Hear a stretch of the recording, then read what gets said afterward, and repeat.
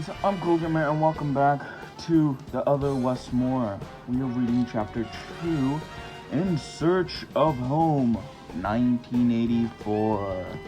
So let's get right into it. Yeah. The phone was up to its 8th ring.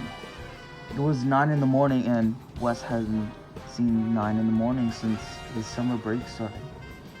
He climbed out of bed slowly, irritable, his eyes still half masked, when he picked up the phone in his family's narrow hallway. Hello? Where's Mom at? Tommy asked. Tommy. Probably at work already. Try her there. Their mom was usually out of the house by 8:30, and he didn't come back until well into the evening.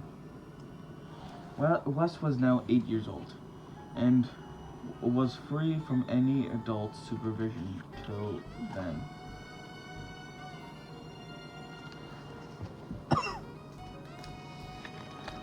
His brother, 6 years older, was the closest thing. Wes had a caretaker during the daylight hours, and was fiercely protective of the little brother who idolized him. But lately, even Tony hadn't been around much.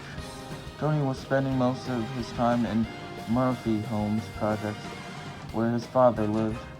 The Murphy Homes were built in 1962 and named after George Murphy, a legend in Baltimore for his work as a groundbreaking educator. But just as often, they went by a self-explanatory nickname, Murder Homes. Oh Christ. The 17-story monoliths were among the most dangerous projects in all of Baltimore. The walls and floors were coated with the filth and graffiti. Flickering fluorescent tubes, the one that weren't completely broken, dimly lit in the cinder block hallways. The constantly broken down elevators forced residents to climb claustrophobic, urine-scented stairways. And the drug game was everywhere, with a gun handle protruding from the top of every 10th teenager's waistline. People who lived in Murphy Homes felt like prisoners, kept in check by roving bands of gun-strapped kids, and a nightmare army of drug fiends. This was where Tony chose to spend his days. The conversation between brothers quickly turned to school. Tony knew Wes had just finished elementary school, and asked him what he was doing to get ready for the start of middle school. In Chinquapin, pronounced chicken pen. What? By all of its students. Chinquapin Middle was 99% black.